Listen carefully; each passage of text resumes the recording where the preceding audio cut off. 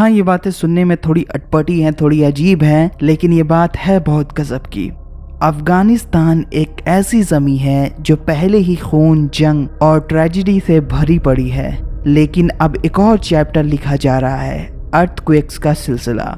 2000 से ज़्यादा लोग मर चुके हैं, हज़ारों घर मिट्टी में मिल गए और मीडिया सिर्फ इसे नेचुरल डिजास्टर कहकर रिपोर्ट कर रहा है। लेकिन सवाल उठता है, क्या ये सच में एक प्रकृति का खेल है या फिर इसके पीछे ऐसा एजेंडा है जिसे शायद हम लोग नहीं जानते।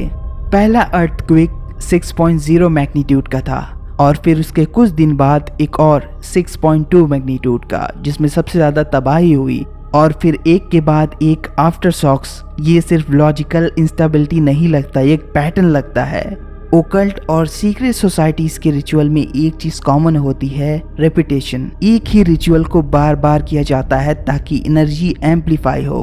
अफगानिस्तान में एक के बाद एक क्वेक्स का आना, क्या ये भी वही प्रिंसिपल फॉलो कर रहा है? और सबसे शॉकिंग बात, 6.0 और 6.2 दोनों नंबर्स ओकल्ट न्यूमरोलॉजी में डिस्ट्रक्शन, केओस और सैटर्न के साथ जोड़े जाते हैं। सैटर्न जो ओकल्ट वर्ल्ड में एक डार्क एनर्जी का सिंबल है, जो लूसीफर का भी सिंबल है, जो हमेशा डेथ और रीबर्थ को रिप्रेजेंट करता है।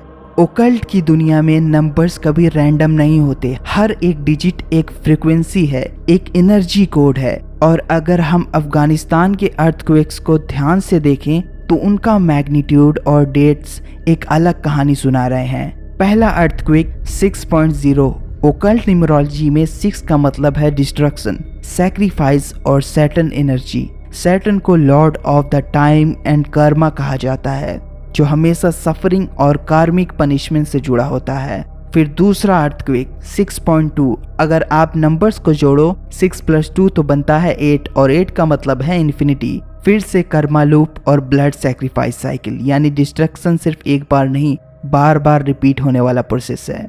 और सबसे बड़ा ट्विस्ट, ये क्वेक्स आए 31 अगस्त और 4 सितंबर के बीच में।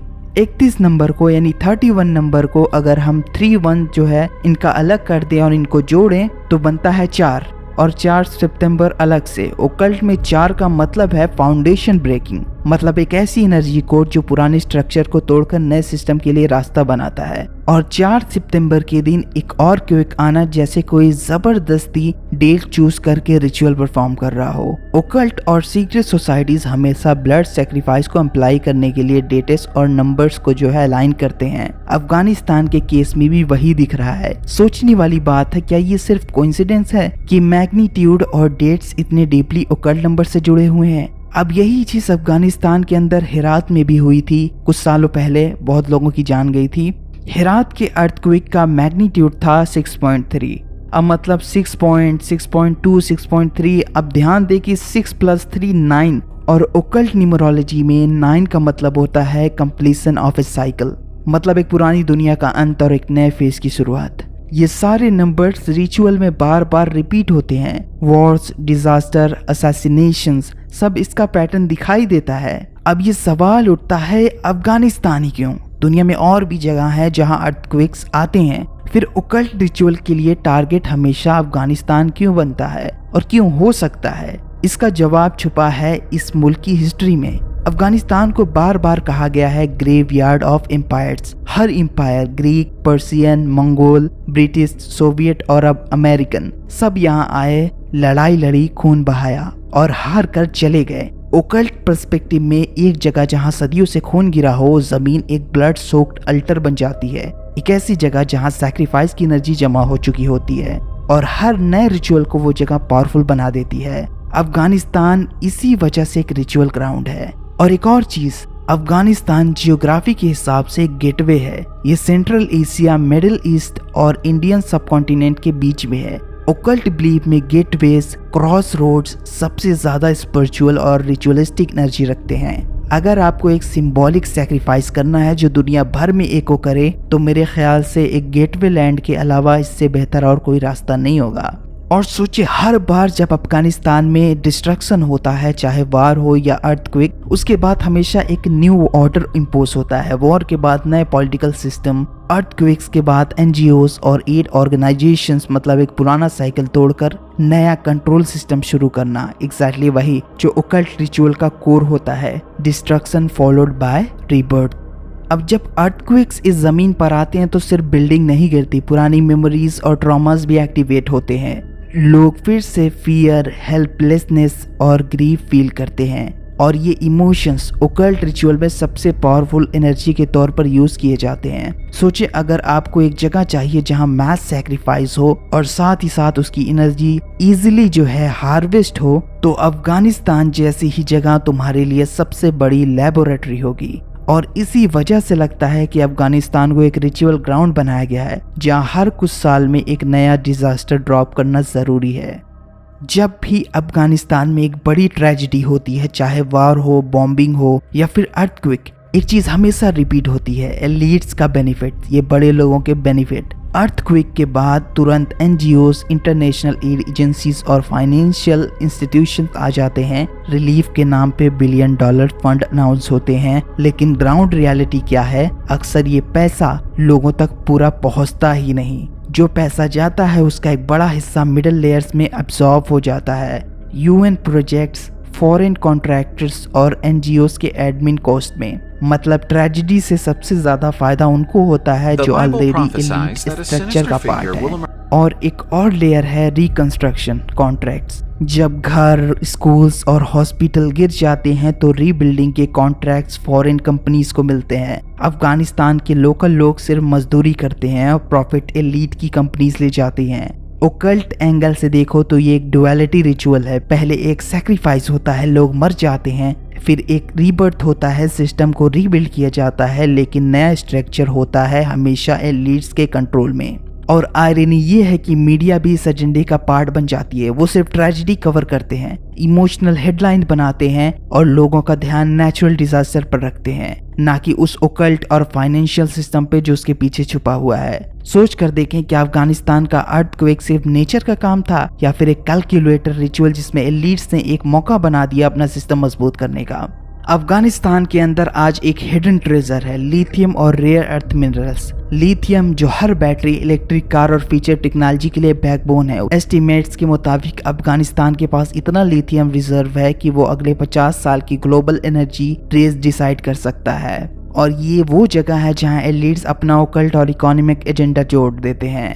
खैर, अब तक हमने देखा occult symbolism, blood soaked land और रिसोर्सेज एजेंडा, लेकिन एक बड़ा सवाल अभी भी बाकी है। अगर ये अर्थक्वेक एक रिचुअल था तो इसे ट्रिगर किसने किया? यहाँ पर कॉन्स्पिरेसी वर्ल्ड में एक नाम बार बार घूमता है, HAARP, हार्प। हार्प एक साइंटिफिक प्रोजेक्ट था अलास्का में जिसका पर्पस था ऑरोरा और आयन मंडल स्टडी करना, लेकिन अल्टरनेटिव रिसर्चर्स का कहना है ये कवर अप था। हार्प के पावरफुल एंटीनास और फ्रीक्वेंसी वेपन्स थियोरेटिकली इतने एनर्जी जनरेट कर सकते हैं कि वो वेदर मैनिपुलेट कर लें, और कुछ लोग कहते हैं टेक्टोनिक प्लेट्स को भी डिस्टर्ब कर सकते हैं। सोचिए अगर आप एक सीक्रेट सोसाइटी से हो और आपको एक रिचुअल अर्थक्वेक चाहिए एक स्पेसिफिक जगह पर एक स्पेसिफिक डेट पे, तो आप नेचुरल टेक्टोनिक स्ट्रेस को आर्टिफिशियली ट्रिगर कर दोगे। मतलब जो फॉल्ट लाइन ऑलरेडी वीक है उसमें पुश करना, और फिर दुनिया को लगेगा अरे ये तो एक नेचुरल ट्रेजेडी है, जबकि असल में एक इंजीनियर्ड सैक्रिफाइस होगा। अब ये सिर्फ थ्योरी नहीं है। कोल्ड वॉर के दौरान रशिया ने ओपनली क्लेम किया था कि अमेरिका वेदर वेपन बना रहा है। यूनाइटेड नेशन ने भी 1970s में एक ट्रीटी साइन की जिसमें खास तौर पर यह बैन किया गया था environmental modification as a weapon. सवाल ये है कि अगर ऐसी ट्रीटी साइन करनी पड़ी तो इसका मतलब टेक्नोलॉजी एग्जिस्ट करती थी, है ना? अब ओकल्ट लिंक देखो, हार्प जैसे प्रोजेक्ट सिर्फ मिलिट्री टूल्स नहीं बल्कि रिचुअल्स के टूल भी बन सकते हैं। जब अर्थ क्रैक होती है, जब थाउजेंड्स ऑफ लाइव्स एक मोमेंट में चली जाती हैं, ओकल्ट बिलीफ के मुताबिक वो एक एनर्जी रिलीज होती है, एक ऑफरिंग जो एलीट्स अपने सिंबॉलिक एजेंडे के लिए यूज करते हैं। और अफगानिस्तान जैसी जगह जहां ऑलरेडी ब्लड और वॉर का हिस्ट्री है, उस जगह एक आर्टिफिशियल क्विक सिर्फ डिस्ट्रक्शन नहीं लाता, वो एक मैसेज भी भेजता है। एक मैसेज की एलीट के पास अब सिर्फ पॉलिटिक्स या फाइनेंस का कंट्रोल नहीं बल्कि नेचर को वेपन बनाने की ताकत भी है। सोचिए कितना टेरिफाइंग है ये, एक इनविजिबल वेपन जो बिना बॉम्ब्स के, बिना मिसाइल्स के पूरे शहर को जमीन से मिटा सकता है। अफगानिस्तान का अर्थक्वेक दुनिया के लिए एक नेचुरल ट्रेजेडी था। मीडिया ने इसे एक एक्ट ऑफ गॉड कहकर कवर किया, लीडर्स ने जो है कॉन्डोलेंसेस भेजे, एनजीओज ने रिलीफ फंड अनाउंस किया, लेकिन अगर हम गहराई में देखें तो कहानी कुछ और ही कहती है। नंबर्स, डेट्स और मैग्नीट्यूड ओकल्ट सिंबलिज्म से भरे हुए हैं। अफगानिस्तान की खुद की हिस्ट्री उससे एक ब्लड सोक्ड रिचुअल ग्राउंड बना देती है। और फिर एड एजेंसीज, फाइनेंशियल इंस्टीट्यूशंस और कॉरपोरेशंस ने इस ट्रेजेडी को एक गोल्डन अपॉर्चुनिटी बना लिया। मतलब सैक्रिफाइस भी पूरा हुआ और प्रॉफिट भी मिल गया। यही तो सीक्रेट सोसाइटीज का असली फॉर्मूला है, डिस्ट्रक्शन फॉलो बाय रीबर्थ। और रीबर्थ का मतलब यहाँ ये है कि एक ऐसा नया सिस्टम जो हमेशा एलिट्स के कंट्रोल में हो। अब सवाल आपसे है, क्या ये सिर्फ कोइंसिडेंस है? क्या अफगानिस्तान इतना लकी है कि उसके सर पर एक के बाद एक ट्रेजेडी गिरती रहती है, या फिर जैसे ओकल्ट रिसर्चर कहते हैं, अफगानिस्तान एक चूजन अल्टर है, एक जगह जहां हर थोड़ी देर बाद एक रिचुअल सैक्रिफाइस करना जरूरी है ताकि एलिट्स अपना ओकल्ट एजेंडा चलाते रहें। सच क्या है शायद हमें कभी ना मिले, लेकिन एक बात क्लियर है, जहां आम इंसान ट्रेजेडी देखते हैं, एलिट्स वहां एक रिचुअल और एक अपॉर्चुनिटी देखते हैं। और अफगानिस्तान के अर्थक्वेक ने हमें फिर से याद दिलाया है कि दुनिया में सब कुछ वैसा नहीं है जैसा हमें दिखाया जाता है। खैर, बाकी आप क्या सोचते हैं? वीडियो अगर पसंद आई है तो वीडियो को लाइक करें, शेयर करें, और चैनल को अगर आपने सब्सक्राइब नहीं किया तो सब्सक्राइब करके नोटिफिकेशन बेल को ऑल पर ज़रूर से सेट कर लें। मैं मिलूंगा आपसे फिर एक नई वीडियो में। God bless you all.